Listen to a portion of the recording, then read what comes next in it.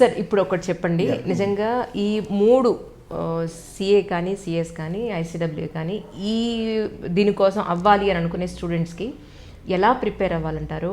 ఆస్పిరెంట్స్కి మీరు ఏం చెప్తారు? What I would tell, professional courses చేయాలనుకున్నప్పుడు అంటే it is not a easy job, but is not that difficult also. But బయట ఉండే జనరల్ మిత్ ఏంటంటే సిఏ కోర్స్ కానీ సిఎస్ కానీ సిఎంఏ కోర్స్ కానీ ఇలాంటి కోర్స్ ఏ చేయాలనుకున్నా కూడా ఎక్కువ నెంబర్ ఆఫ్ అవర్స్ చదవాలి, ఒక సబ్జెక్ట్ పోతే అన్ని సబ్జెక్ట్స్ మళ్ళీ రాయాలి. సో ఇలాంటి మిత్స్ ఉంటాయి actually. But what I would suggest ఈ స్టూడెంట్స్కి, first you should understand the strengths of your సెల్ఫ్. అంటే మనం స్వాట్ అనాలిసిస్ అని ఎలా అంటామో అలా ప్రతి స్టూడెంట్ కూడా తనకన్నా ఉన్న కెపాసిటీస్ ఏంటి, కాంపిటెన్స్ ఏంటి తెలుసుకోవాలి.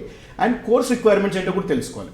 కోర్స్ రిక్వైర్మెంట్స్కి తన కాంపిటెన్సెస్ మ్యాచ్ అవుతున్నాయి లేదా, or way do I need to improvise myself అని అనాలిసిస్ చేసుకున్న తర్వాత then you can plan it out and then schedule చేసుకొని ప్రిపరేషన్ మెథడాలజీ కరెక్ట్గా పెట్టుకొని డైలీ చదవాలి. అంటే మన unfortunately today's fast pace environment వీళ్ళందరూ పిల్లలు ఏం చేస్తారంటే మనం అనుకున్నట్టుగా వన్ డే బ్యాటింగ్ చేసేస్తారు.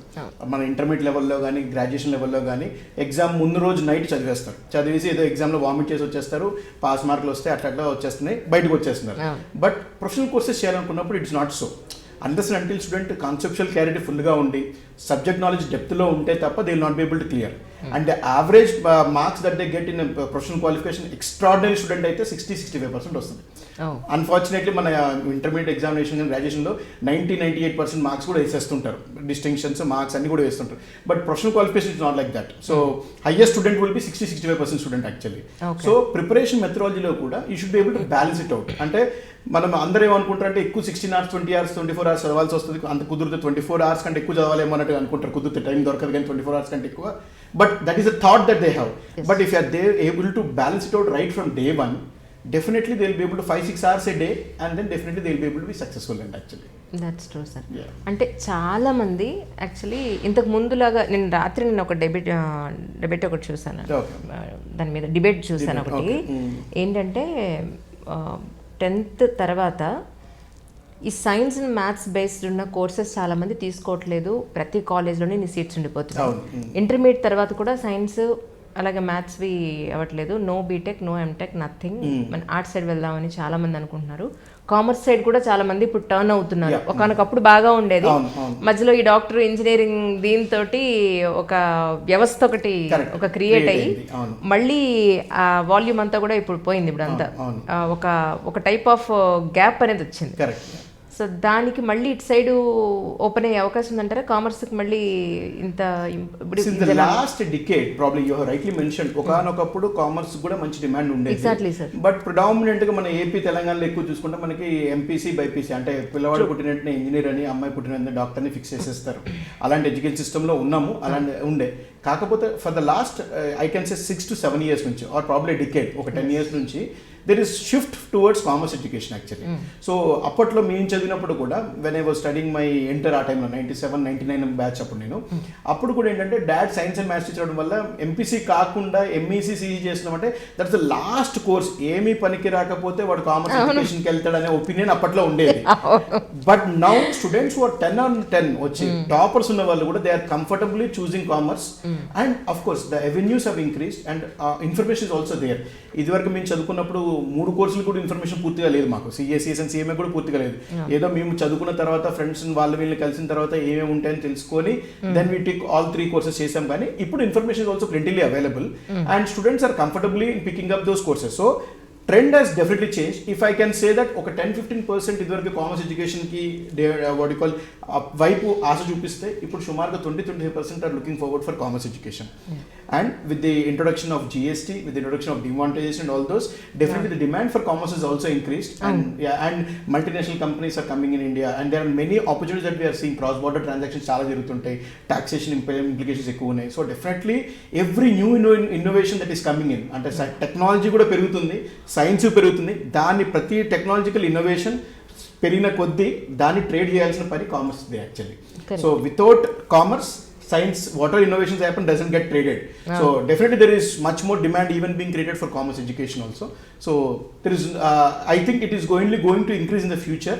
And probably in South India, probably Telangana and Andhra Pradesh లో కూడా కామర్స్ డిమాండ్ ఇంకా పెరుగుతూనే ఉంటుందని నా ఉద్దేశం. నార్థన్ కంట్రీస్లో, నార్థన్ సైడ్ ఆఫ్ ఇండియా చూసుకుంటే డెఫినెట్లీ వెస్ట్ అండ్ నార్త్లో కొంచెం కామర్స్ ఆల్రెడీ పికప్ చేస్తున్నారు బాగానే. ఇప్పుడు ఇక్కడ కూడా డిమాండ్ పెరిగే ఛాన్స్ ఉంది మేడం. అదొకటి సార్. ఇంకోటి ఏంటంటే ఇప్పుడు ఈ జిఎస్టీ తర్వాత డిమానిటైజేషన్ వచ్చిన తర్వాత అసలు మనకు ట్యాక్స్ ఎంత కట్ అవుతుంది, ఇది ఎందుకు జరుగుతుంది, దీన్ని తగ్గించాలంటే మనం ఏం చేయాలి, దీనికి సంబంధించిన ఒక పెద్ద సబ్జెక్టు జనాల్లో బాగా డిస్కషన్స్ జరుగుతున్నాయి, లాస్ట్ సో మెనీ ఇయర్స్ జరుగుతున్నాయి. దాని గురించి అన్నా మన ఫ్యామిలీలో ఒకళ్ళు ఎవరిని ఉంటే బాగుండ్రా బాబు, కాస్త నాలెడ్జ్ ఉంటుంది, మన ఫ్యామిలీ వరకన్నా కాస్త హెల్ప్ చేసుకున్నాను అంటే. So it is such a big subject actually. So ఇప్పుడు ప్రస్తుతానికి మీ కాలేజ్లో అవినాష్ కాలేజెస్కి సంబంధించి ఓన్లీ కామర్స్ పెట్టడానికి గల కారణం ఏంటి సార్? అంటే యూ హ్యావ్, నేను విన్నాను 500 crore మీ శాలరీ ఉండిందంట అప్పట్లో. సో అదంతా పక్కన పెట్టి కాలేజ్ పెట్టాలని ఎందుకు అనుకున్నారు?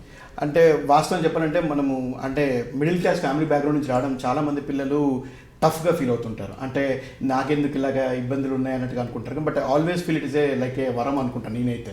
బికాస్ ఈ అన్ని కష్టాలు చూసాం కాబట్టి లైఫ్ని will be able to appreciate much better. అంటే ఈ స్ట్రగుల్స్ అన్నీ ఓవర్కమ్ అయినప్పుడు the enjoyment and the kick that you get in being successful is totally different.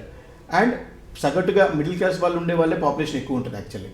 So ఈ ప్రాసెస్లో when I was doing good for my సెల్ఫ్, అంటే నేను కార్పొరేట్స్లో work చేసినప్పుడు సుమారుగా నాకు 3.5 lakhs 4 lakhs package per month వచ్చేది యాక్చువల్లీ. సో అప్పుడు కూడా ఏంటంటే I was doing good for my సెల్ఫ్. అంటే డాడ్ ఎప్పుడైతే నేను నిన్నకి చెప్పిన గట్ట 2,000-3,000 జీతం నుంచి dad last salary as a teacher was 10,000 rupees. So that is very low as for as economical status is concern. But మేము సెటిల్ అయ్యి పిల్లలందరం సెటిల్ అయిన తర్వాత చక్కగా జాబులు చేసుకున్న తర్వాత ఇంటికి బాగా చేసుకోగలిగాను, మమ్మీ డాడీని చక్కగా చూసుకోగలిగాను, వాళ్ళకి కావాల్సిన ఆనందం ఇవ్వగలుగుతున్నాము. కానీ somewhere I was also feeling that okay why should I restrict it only to my సెల్ఫ్. అంటే ఇప్పుడు నేను కార్పొరేట్లో చేసుకున్నాను అనుకోండి మేడం, సో ఆ శాలరీ కాస్త 50 lakhs కాస్త ఇంకో 60 lakhs 70 lakhs 80 lakhs అవుతుంది. But who I benefiting, I'm only benefiting my own family but not contributing anything to the society అన్న ఉద్దేశం. So then I thought okay I should get into some education space and give lifes to many youngsters. అంటే సగటు నాలా ఉండే వాళ్ళు ఎక్కువ మంది ఉంటారు యాక్చువల్లీ. అంటే అల్లరిగా ఉంటూ పూర్తి స్థాయిలో శక్తిని ఉపయోగించుకోకుండా ఉండే వాళ్ళే ఎక్కువ మంది ఉంటారు యాక్చువల్లీ. సో అలాంటి వాళ్ళందరికీ ఒక మార్గదర్శకమై అందరికీ ఇన్స్పైర్ చేస్తూ, కొంతమంది తెలుగు బ్యాక్గ్రౌండ్స్ వచ్చిన, రూరల్ బ్యాక్గ్రౌండ్స్ వచ్చిన, విలేజ్ బ్యాక్గ్రౌండ్స్ వచ్చిన వాళ్ళందరికీ కూడా లైఫ్ ఇవ్వగలుగుతాం ఉద్దేశంతో దెన్ థాట్ ఆఫ్ ఎడ్యుకేషన్ సెక్టర్లోకి రావాలనే ఉద్దేశం స్టార్ట్ అయింది మేడం యాక్చువల్లీ. అండ్ ఈ ప్రాసెస్లో నేను because I rose from level of an executive to CFO లెవెల్లో రేజ్ అయ్యాను, అంటే కార్పొరేట్లో. సో ఎగ్జిక్యూటివ్ నుంచి CFO అయిన ప్రాసెస్లో మనకి ఏంటంటే we will have opportunities to interview many candidates. I had opportunity of interviewing chartered accountants, company secretaries, cost accountants, plain BCom పిల్లల్ని, MCOM గ్రాడ్యుయేట్స్ని, లాయర్స్ని అందరినీ ఇంటర్వ్యూ చేసిన ప్రాసెస్లో వాట్ ఐ కుడ్ అండర్స్టాండ్ ఒక 10 years జర్నీలో నా కార్పొరేట్ లైఫ్లో అందరికీ మార్క్స్ ఉంటున్నాయి, certificates, ranks, distinctions. But whatever we're looking from a corporate world, the expectation of corporate industry is different. The practical knowledge or the conception understanding లేదు. Just because of this examinations వాళ్ళు రట్టా మారో అన్నట్టుగా రట్టా మారితే హే and ఆకే vomit కర్లేతే. That will not help us out in the corporate world. The expectation from industry is different. The output of an academic institution is different. So, wanted to bridge this skill gap between academic output and industry. That is the reason why I thought I should get into education space. That's true. Hi, this is Isha Chawla. This is Manara Chopra. Hi, this is Kartikeya. నేను director Teja అని. Press the bell icon for more updates. For more such videos, please subscribe to iDream. For more videos, please subscribe to iDreams. For more videos, please subscribe to iDream. And you're watching iDream Media. Please like, share and subscribe to the channel. And don't forget to subscribe to iDream. Please subscribe iDream Media. Do subscribe to iDream. Subscribe to iDream Media. Do subscribe to iDream Media. Don't forget to subscribe. Click on the button below. Don't forget to subscribe to iDream.